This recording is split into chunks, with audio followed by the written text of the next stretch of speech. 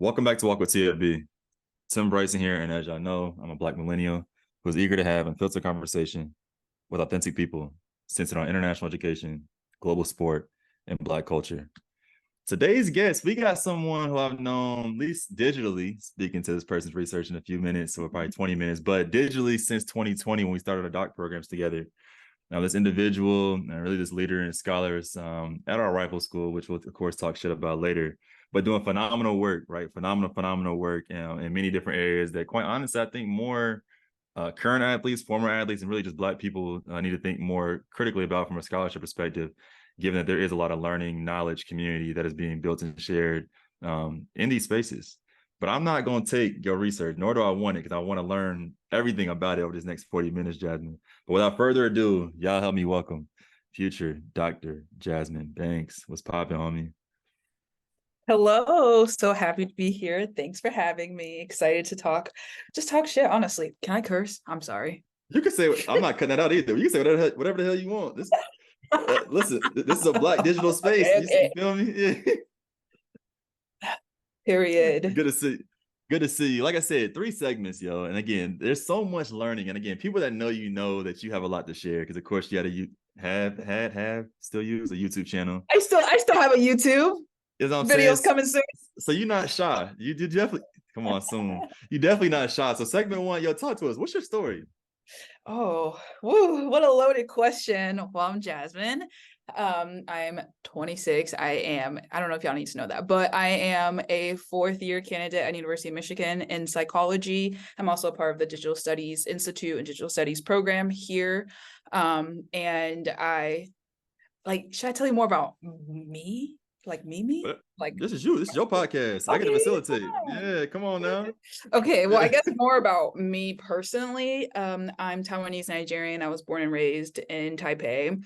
My mom's Taiwanese. My birth dad is Nigerian. I was adopted, and then I moved. When I came to the States, I lived in Florida, where I was the rest of my life until I came to grad school in Michigan. And then I went to Florida International University in Miami, where I did track. And like Tim said earlier, started grad school in 2020. We are the OG COVID cohort. And I think since then, my research has switched a bunch. Honestly, a whole bunch has switched. Now I also do competitive powerlifting. I have a meet coming up in a few months. I had to find something to do after track. That was like a really hard transition for me. And yeah, so I'm excited to talk more about all of this today. Super dope. So you mentioned Florida. How were you introduced to track? Because most people they had an off season, wanted to condition. Some people started when they had 3 or 4, which is mind blowing to me. What's your journey? What's your journey in the track and field? Yeah, so so when we were still in Taiwan, my older sister did track there. And that's like kind of my first exposure to the sport. And when I came, I think I joined track in middle school. It was one of the few things that we had, like one of the few sports that we had in our our middle school. So that's when I first started. And then our high school, middle school, I lived in a small town in Sarasota, Florida. So our middle school and high school were across from each other. And then the middle school coach told the high school coach that I was good. And then I just joined the team in high school. And that's kind of how I got into it. So track is my first sport. So it wasn't something I did in off-season conditioning training. It was just it was what I did. And in high school, I did other sports as well. So I also did weightlifting in high school. It's a sport in Florida. And then I cheered for a little bit. Weird time in my life. So you did track. Of course, you got recruited or walked on, but why FIU? Yeah, so I did. I was a preferred walk on. So I walked on So I walked on my first year with Gone Scholarship and in my first year. And YFIU, honestly, I can't remember much about what I was doing in high school, my senior high school. Applying for schools was just honestly, it was a fever dream. I don't really know, but I know how I ended up getting to FIU for track was, I guess, very similar approach to, I guess, how I network in every other aspect of my life. So I reached out to a bunch of coaches. So I was a senior and I reached out to a bunch of coaches. I emailed like 40, 50 coaches.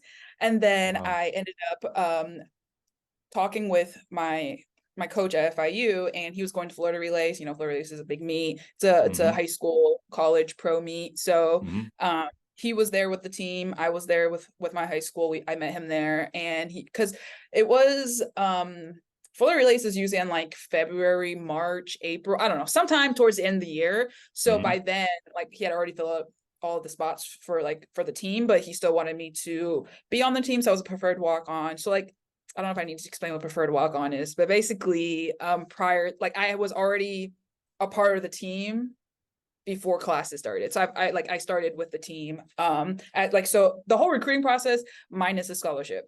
And then yeah, so that's kind of how I met him. And why FIU, besides me reaching out to a bunch of coaches, I also, even though it was a fever dream, I was also still invested in my education. And I know FIU had good programs and it was close. They accepted me. One of the big things. There were a few other IVs or like other schools that I was getting recruited by, but I couldn't get in academically. So it was a mixture of all of those things. Yeah, now you're at the #1 public school. Yeah, I'm gonna call it #1 public school, despite our differences, of course. But one thing you did do at FIU, or what did participate in, was the McNair program. And I remember being at South Carolina, and I had a few friends who did McNair, and I kind of knew about it, but then in my grad program, definitely learned more about it. I'm like, oh shit, like this is really like a training ground for this doc experience you really step straight into from undergrad. So how were you introduced to McNair? Given that's a very very important, I'm sure, moment, helping you get to this doctoral space as well. Yeah, definitely. When I was in my sophomore year, so by then I was already on the track team. I was doing fine with that, and then I was like, well, I feel like I should do something more with school. I don't know. So then I just looked around our website and I was like, I guess what can I do? Like I didn't know much. As like I've gotten farther in my grad program, I realized how much I didn't know. And this is like what we talk about with the hidden curriculum, invisible barriers, and all of those things, because people know like about grad school and when they're like in high school. I did not know that was a thing. I didn't know what any of this was until my sophomore year. I was just looking around our website, and then I saw that there were research labs. So then I looked at a bunch of the labs that we had available at FIU. I saw 2 that I was interested in. I applied to them, and then that's how I got into my undergrad advisor's lab. And she honestly is still probably one of my favorite people. I could definitely not be here without her. She was my role model, and she was very like when I joined, she was already like planning ahead. So when I joined, I was like, I don't know what RA is. I don't really know what research looks like. And she's like, no, it's fine. Like we could train you. You could join the McNair program. You'll learn about research. You'll learn about grad school. And then like, you could be on this project. You could do this. So she was very hands-on with that. And she was very like, I feel like I joined her lab and then got into the pipeline, because everything else from there was pretty streamlined, because McNair's at every school work a little bit differently, but at FIU was a 2-year program and she was really involved in it. So that's kind of how I got into McNair. And that I was, like I said, it was a 2-year program. So that's kind of why I started my documenting a lot of my grad school journey, was because a lot of the resources that I had through McNair and through my lab. So when I started my Instagram, I started posting kind of academic stuff, kind of like my senior year, but it wasn't really for reals until I got into grad school. And then I would like make a few posts just like randomly talking about my grad school application experience. And then people were like, oh, wait, how'd you do that? Like, where do I go for that? So then that's kind of how I started to share more about like the back end, and all the stuff I was learning was brand new to me too. So I figured it was new to other people who didn't have programs like McNair. Wow, super dope. So before we move to segment 2, I mean, you did the undergrad bridge year. I call it bridge year, not a gap year, but bridge year, and then doc. Like, why Well, I not didn't have masters? I didn't I graduated in December 2019, and then I started grad school in August. So that the 8 months was supposed to be the time for me to turn up. That did not happen, because then we went right into quarantine. Yeah. Right Oh, into grad school. duh. I signed my apartment without even seeing it because I was 5 states away. So Oh, yeah. I forgot about that. that's why the transition was really hard for me out of track because I was planning to do a fifth year. So I graduated in December. I figured out a way to finesse the system to still be considered a student and be eligible to do track. Um, and then I just like basically continued training because I finished my eligibility in May of 2019. So I didn't do anything Yep. in the fall because I was just going to do indoor Hmm. because I had another season. Hmm.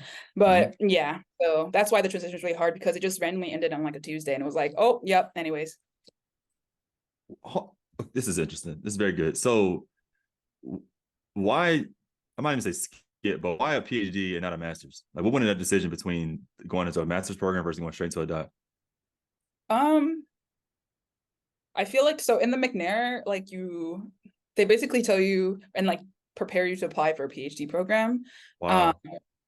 so it kind of just made sense. And I didn't really ever think about doing a master's because I know I didn't want to do counseling, clinical, and Hmm. I didn't want to be a social worker. And those are Hmm. like the terminal, that's like kind of more of the applied, or I guess a big focus of the masters is just to like learn training to be able to like be a therapist, be a social worker. And I did not want to do that. I wanted to do research.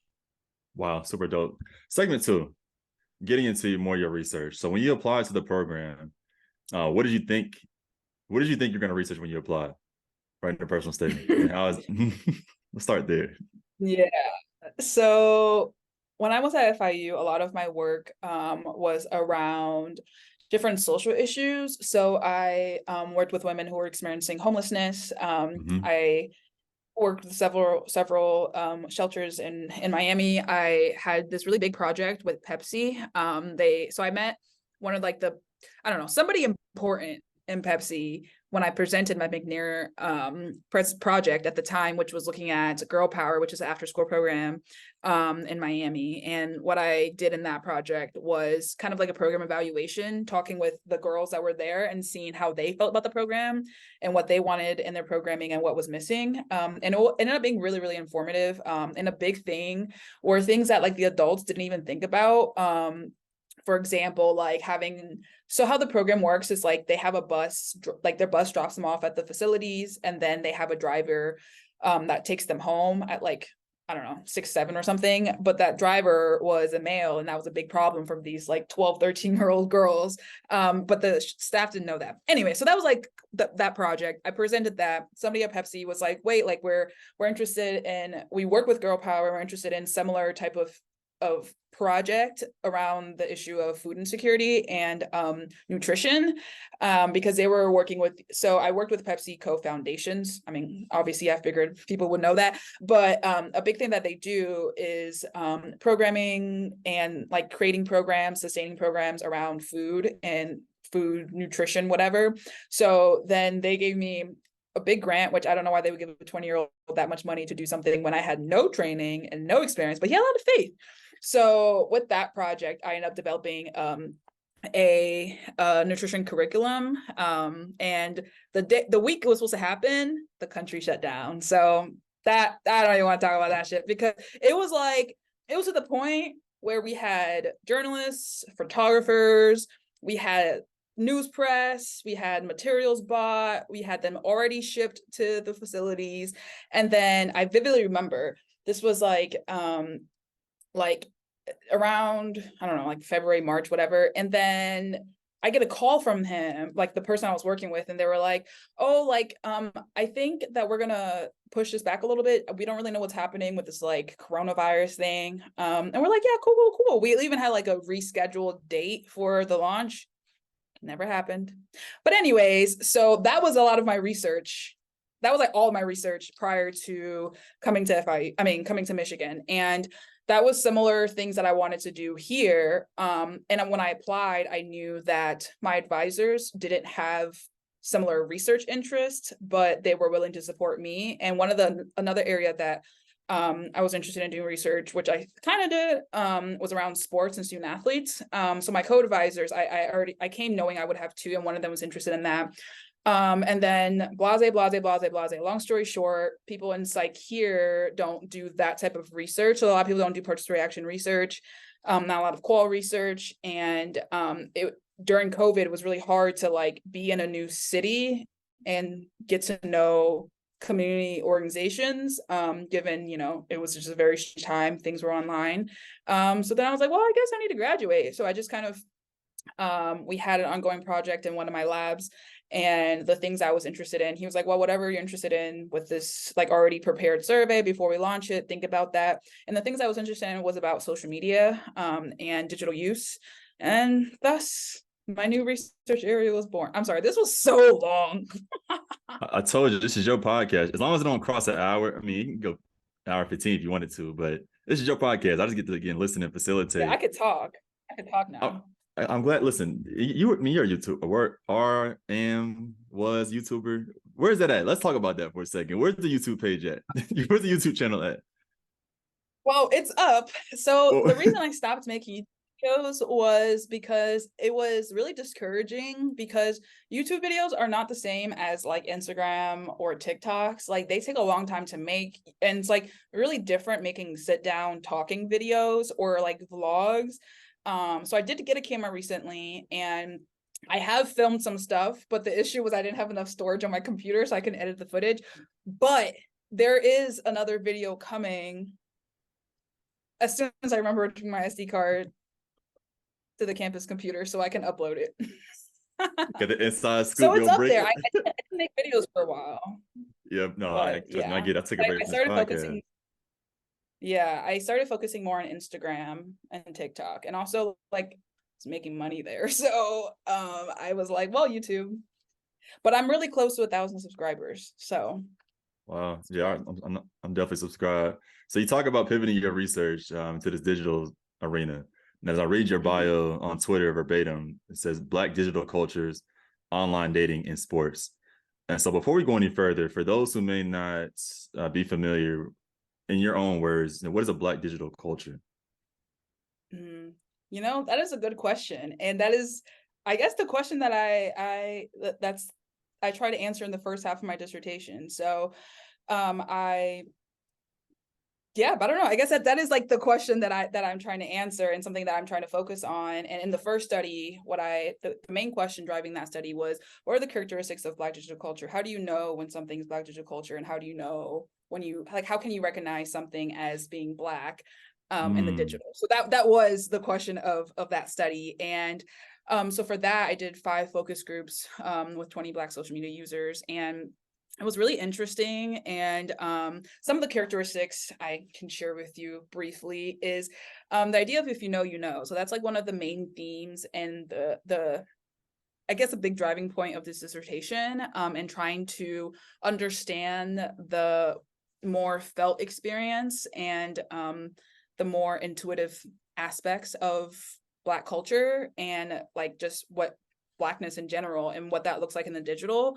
So a big thing with the idea of if you know, you know, a lot of people say, oh, I can recognize it. There's something about it that just signals Blackness. Something about it signals something that's familiar, something I know well, something that is like close, something that's like not a foreign feeling. Like you just kind of know. And that was like verbatim what someone said. Like it's just like if you know, you know type of thing. Like if you don't know, you don't know.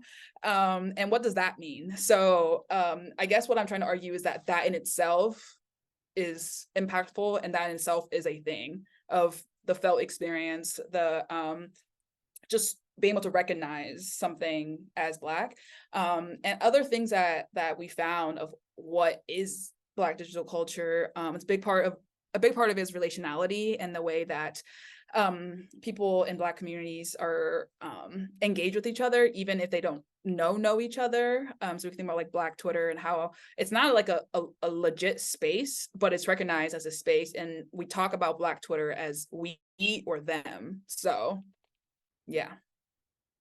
So I told you, there's not too many people in this honestly world who could probably encourage or really force me to change my research, but you're one of them. Because this is literally has my brain is like, yo, I have so many, because it's the psych program, right? Yeah. Like psych, A not lot of what I social. do isn't actually in psych. Like I have to do a lot of convincing in psych that what I do and what I want to do is science.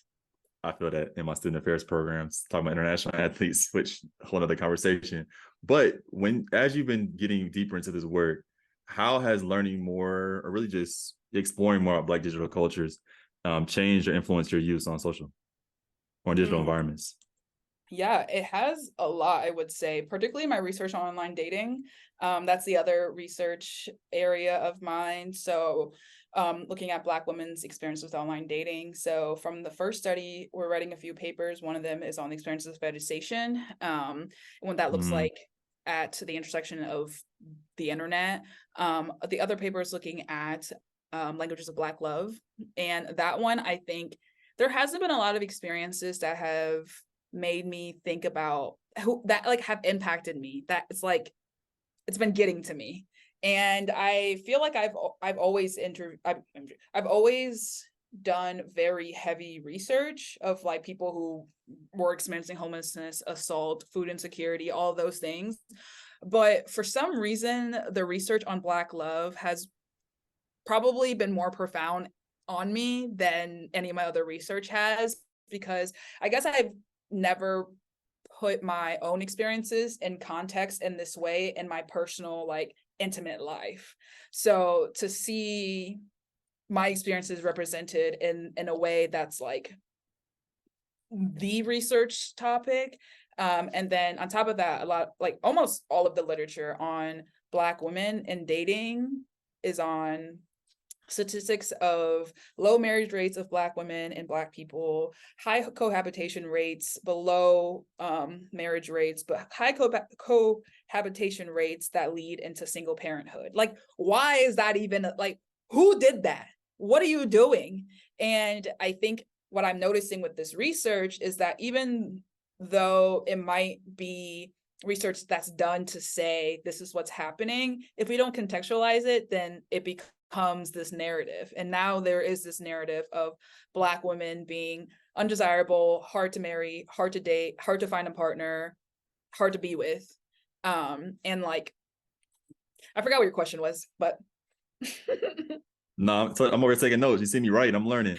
The question was like how your research, both with Black digital cultures and online dating research, oh, my experiences has online. Okay, yeah. yeah. Okay. I think a lot of what I also get into in my own research is algorithms, and just how things show up, and what shows up. So I think I have a lot more intentionality of how I'm, I guess, processing the things that I'm seeing, and like how I let it, like how much I let it impact me, because I don't think that people realize on a day-to-day basis these are small cumulative things that happen that lead up into our experience and our dominant narrative about the digital. So I think for me, especially when I'm like going through it and I see videos that's like upsetting, right? And then I watch it, I'm like, dang, reading the comments. So then I get more of that content,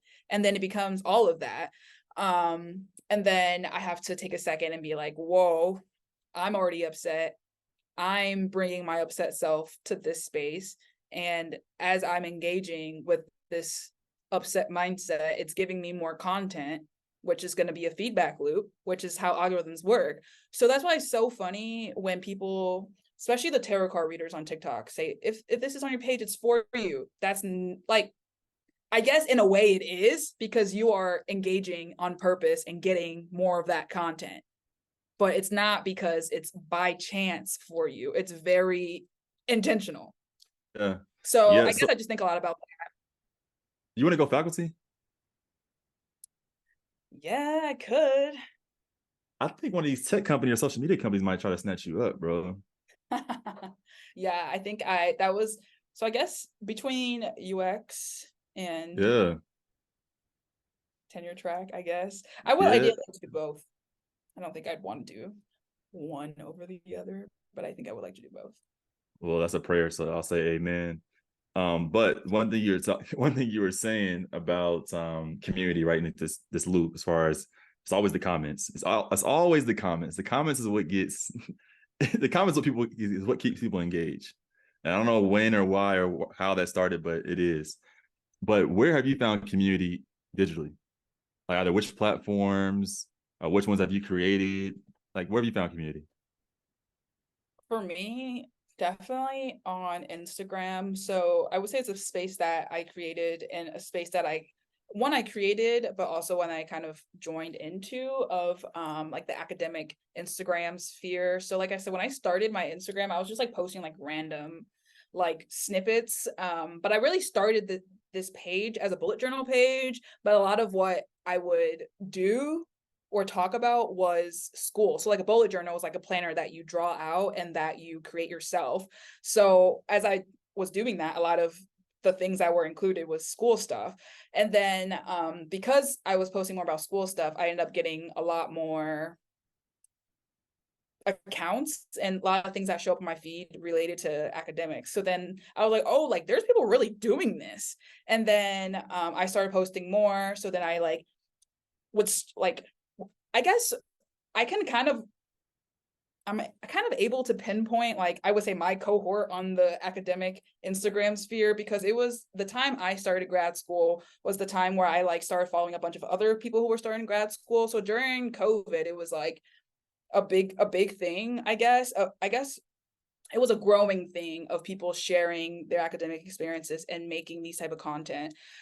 So I kind of hopped on during that time and then kind of grew with a bunch of these other people who I now like do workshops with and stuff. So I think it's a big community. And I think the space I've carved out in it, I definitely really appreciate. And I'm grateful for. I think it's because I'm really honest and I'm really transparent about stuff that I go through. So like I don't really sugarcoat really anything. So I'll talk about how much I get paid, post my stipend. I will like talk about who I email, how I emailed them. I'll talk about my like day to day, and I'll talk about like when people say doing data analysis on interviews, what does that look like? What does that mean?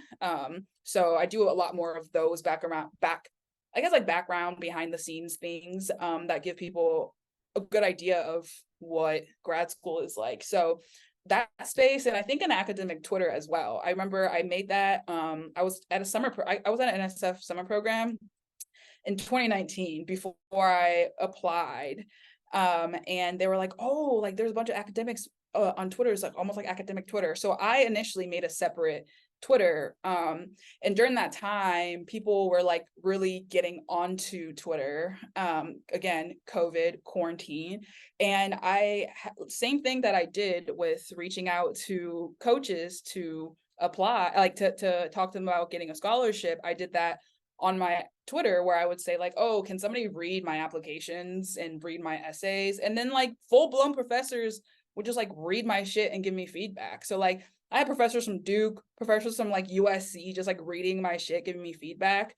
So that was like a big community, because then I was able to like meet a bunch of people, and then people would like send me things. People I didn't know would be like, oh, I know you do this, like here's this. So I think both spaces have been really important for me, and probably where I get most of my excitement from.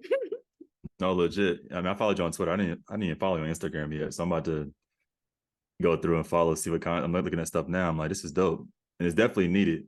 I think one thing I talk about a lot is digital community building. Because to your point, like during 2020, like I knew 7 other Black students starting their PhDs at the same time. Like we got to meet, like we got to find community. But I've never thought about it or even explored to think about the culture. Like how do we know it's community? Like I know I call it community, but do y'all feel the same way, right? Or do others feel the same way? And I think seeing what you've done. Oh, go ahead. Oh no, I wasn't saying anything. Oh yeah, but seeing what you've done is like I'm just very intrigued, because I think from a lot of different ways we talk about, whether it's like separating personal, professional, Twitter or Instagram, or thinking about our faculty and our respective program, or either respective programs or across the country in this case. Like I feel like it's more millennial Gen Z who's really embraced digital platforms to find and build community, when before it was like the whole passing out business cards. You know what I mean? Like it's been very interesting to see it, one, transform over time, but then two, at least in my own personal experience, like challenge and really question faculty, like, yeah, no, like this, my community is on Twitter. Like my community is on Instagram. The IPA way is my community where I talk about boom, boom, boom, boom, boom. Like I don't have to be what you did back in the 80s, 90s, or 2000s. You know what I mean? Like, so that's been very interesting to watch you do. I love it. So I'll tell you this, Jasmine, because one thing I told myself, I said, if I ever got to, well, I would never do a PhD ever again, ever. But One ever. and done for sure. One and done for sure. But if I ever got to write a paper on anything, or if I ever had to do a different program, I would do sociology, number one.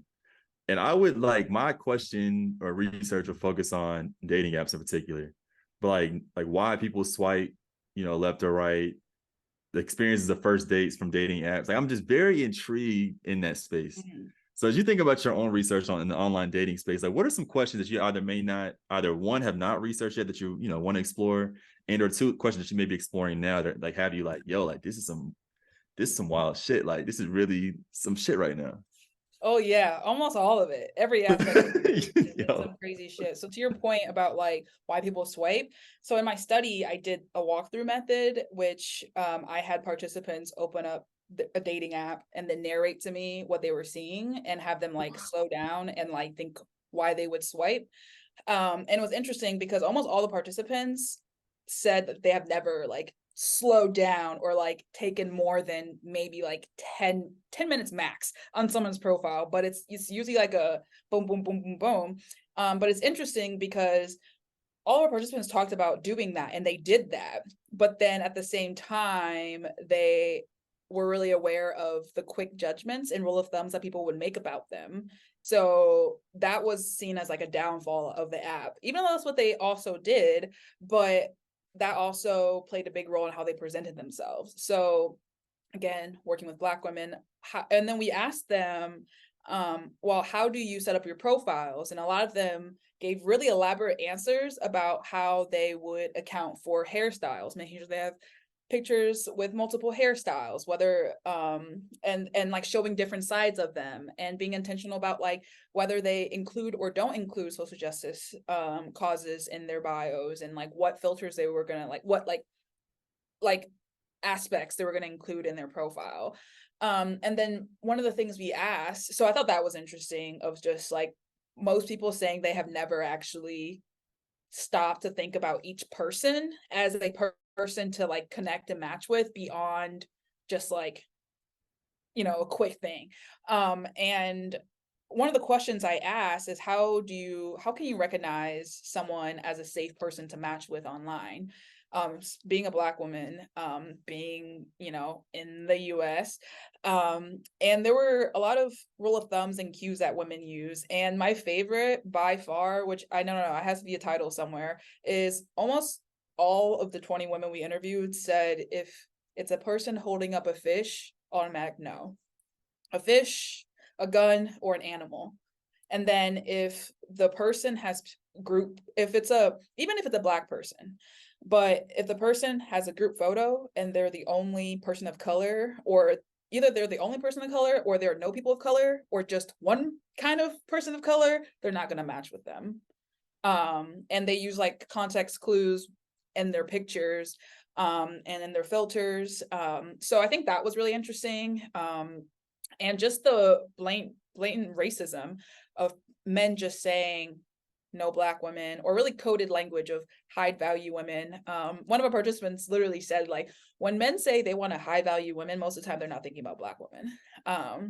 And those type of, I guess, kind of cues and I guess things that just become normal. And a lot of them are rooted in stereotypes, are like, historical stereotypes. Again, nothing on the digital is new. It's a new medium, but the things that's happened in them are all the same. It's really good. That's really, really good. Where are you on your doc journey right now? I'm supposed to have a prospectus and defend soon. Well, not this semester, but soon. What impact or role or place do you want your research to have?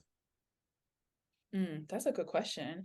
I think I want to be intentional about being interdisciplinary to bring a lot more vibrancy to even just digital studies. So like right now I'm taking Black women's history, which is a history course, very far from like a digital studies class, but a lot of what I'm learning is helping me a lot with my research and how I like, and also how I show up as a researcher. So I think I want to be intentional about being interdisciplinary and kind of building on what's already been done and thinking about the digital as a space where I guess not so much just the digital, but I think a lot about Black culture, Black digital culture, and how the mechanisms in Black digital culture are part of a larger cultural phenomenon and cultural ideologies, cultural ideas.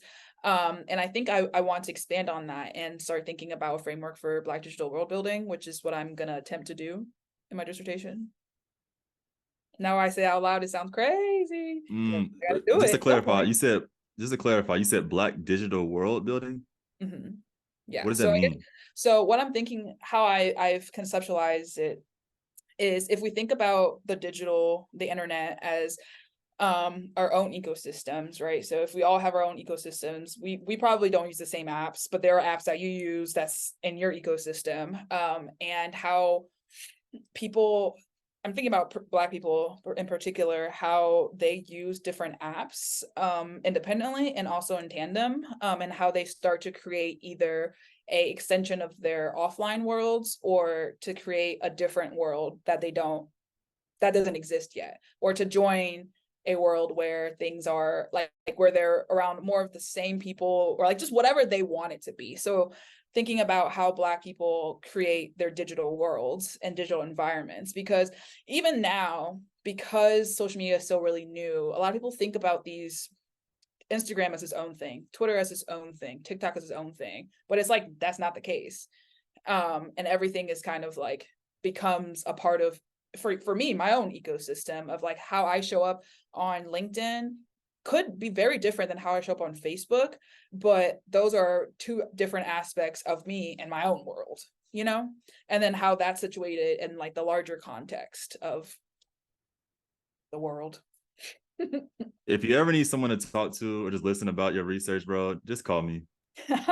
Like this shit is so interesting to me, dog. Because like literally, because I got 3 Instagrams. I got 3 Instagrams, 2 Twitters, a TikTok, a LinkedIn, a Facebook. I'm like, but to your point, I know on my beer page, I'm like, all right, the community wants this. They're looking to this. On my Walk with TLB page, you're looking to this. On my Tim Bryson, looking to this. But like for me, I'm like, well, damn, bro, like it's all you, but you're having to like to parse out parts of you to show up in a isolated space, which becomes very exhausting as Yeah. far as creating content and posting and Yeah. responding.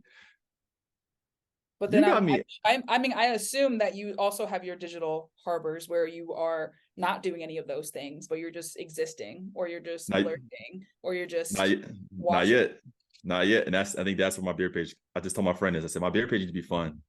It wasn't fun. So I stopped posting on that page. I'm like, why am I thinking about fucking captions and shit, bro? Like, just post beer. Like, you literally create this page to post beer. You built a whole community on posting beer. Get back to posting beer. Yeah. So I don't have any harbors yet. So I'm glad. See, this is why I want to talk to you. This is exactly why I want to talk to you. 2 more questions though before we close out. What do you want more people to know about digital studies research? Hmm. What do I want people to know about it? Or Um, take away or remember about it? that, hmm, hmm, that is a valid space. And I guess that also seems very, very simplified, but I think when the internet was starting, a big part of the discourse and like the thought around it was that it's like a race neutral, bias free, no discrimination space. Like the famous quote, nobody knows your dog on the nobody on the internet knows your dog, right? Because you could be whoever and you don't know who people are, and that is true, obviously. And that whole idea is like, I guess that whole idea gives it like a kind of a playful and like not serious sense. And I guess what I think I would want people to know, especially, I guess I'm speaking more towards researchers of just in general, that the digital is a valid place, because even now there's a lot of pushback in some areas, in some fields, about research on the digital, on the internet, of like, oh, that's just Twitter, like it's just this and it's just that, and like it could be just that, but also that in itself is meaningful. Yeah. And last one before we go to segment 3, at least one misconception about digital studies research. So as you're hearing the discourse, you mentioned some pushback, but like, what are some things that people are pushing, whether agendas or otherwise, that are just simply not true? I would say that it's theoretical, and like that what people do in digital studies is just like build apps and like create algorithms, and the more work in Python only, and like the more techie aspects, like it's a lot more than that as well. I love it. I love it. I love it. Segment 3. So we get you out of here and us out of here and get this podcast published, because like I said, whenever you want to talk about this, please, I'm gonna hit you up. Like, bro, I got a question. I want to learn. I got so much I'm thinking about right now. Yeah. But No, for sure. segment 3 though, very important question. How can I best support you? How can our podcast community best support you, your work, your humanity, right? Your essence? Like, how can we best support you? I think supporting me across my platforms, whether that's like watching, reposting, retweeting, whatever, for whatever platform, supporting me on social media, reading my research, citing me, guess inviting me to talks if one shows up, if an opportunity presents itself. I think those are the primary ways of supporting me, through social media, through my research and opportunities. Because I mean, you literally, I'm crossing back over to sport before we close out, but like this whole NIL conversation, right? And content creation, blah, blah, blah, blah, blah, whatever. Like people, yeah, no, but that's a whole hour-long lecture in itself. But I think more recent conversation has been on helping athletes build digital community, create, sustain digital communities. But the people teaching them how to build content don't know how to do that, nor have the same background, knowledge, expertise that you do, and have already done. You know what I mean? So I think there's definitely a Yeah. space. Yeah, I definitely was, when NIL passed, when it became a thing, I definitely tried to reach out to the Black Student Athlete Summit, and similar type of student athlete oriented marketing places Mm-hmm. and like organizations, because I feel like I could be really useful for that, because my research is like all about the digital, and a big aspect and a lot of the stuff that I have researched about was student athletes and just athletes in the digital. And I don't know, nobody got back to me. So, but yes, I'm on definitely. it. And I think, huh? I'm on it. But go ahead. I was gonna say, like, the whole NIL thing, I think that it's definitely interesting. I was a mentor here for the football team, and I know some other athletes here, and it's like I've been saying, the whole point I'm trying to make is that things that are happening in a different space does not mean new things. It's very clear to see how Black student athletes are facing really unique types of inequality when it comes to NIL. They don't like, and a lot of this becomes a cultural thing, becomes like part of a larger thing, like a larger system, right? Because Black student athletes don't have access, or they don't know ways to get certain agents. They don't have access to these things. But homeboy over there, you know, he's white, his mom has money, he has an agent. And like those type of things, when it's not regulated, even the things that happen or are supposed to just happen, NIL, whatever, the digital, it still has really really big offline impacts too. I love that. I love that. So I'll be sure to include all of. Oh, go ahead. Oh no, you're good. I thought you were muted. Oh, I'll go ahead and include all of your social information as well as your link tree as well. I know people are gonna have questions. Yeah, I have a and, lot of socials and they're between gonna want you to my speak. TikTok, my fitness Instagram, my academic Instagram, my academic Twitter, my original Twitter. Oh, I used to make rolling trays, my rolling tray Instagram, because I have an Etsy shop. You used to make what? Rolling trays. I also make stickers now, but I used to make rolling trays. So random, I know. That is Oh, very also, random. I know another way to support me. Buy my stickers. Yeah, Oh, this one says Black Scholars Matter. I realize it's backwards. You can't see it. yeah, I need that. I definitely I don't need know how to that. make it not, I don't know how to make it not blurry. And then this one, it says, hello, I'm a struggling grad student. I also made this one. It says queer scholar. This one says theory is my love language. Okay, these are the only ones I had, but I also have other similar ones, so definitely check it I out. see. Oh, this one, muscles and manuscripts, you know. Yes, hold on. This is all in your link tree? That website's on link tree? Yeah, yeah, it's on my Etsy. Perfect. That Okay, my yeah. link tree is getting long as hell, I thought mine was but long. I kept scrolling, and I scrolled some more. I'm like, damn, like this is good. yeah, I because when I love it. get partnerships, I have to add the link to my bio. Exactly. Yo, Jazz, anything that you want to share before we hop off? None comes to mind, but I'm really grateful that you invited me and this was really fun. And I think it's always so fun and interesting to have conversations with people who like aren't doing this work or who aren't in the same field or the same school. So it was really fun. Thank you. I will be in touch for sure, and in partnership and community, digital community. Yes. That's what we'll do. But no, Jazz, I appreciate Yes. you. Cannot wait to share this episode with the rest of the world because there's a lot they're going to learn, but there's a lot of people that are going to be hitting you up to come speak at their school, conference, institution, program, etc. I So hope so. can't wait. I don't Oh, it's coming. Trust me. It's Yeah. like I said, it's personal. But for everyone else, yo, thank y'all again for tuning in to another episode of Walk with TAB. As you can see, man, we got conversations again across international education, global sport, and Black culture. And this conversation did just that. I look forward to seeing y'all and hearing from y'all next week as we drop another episode. But as always, until then, welcome.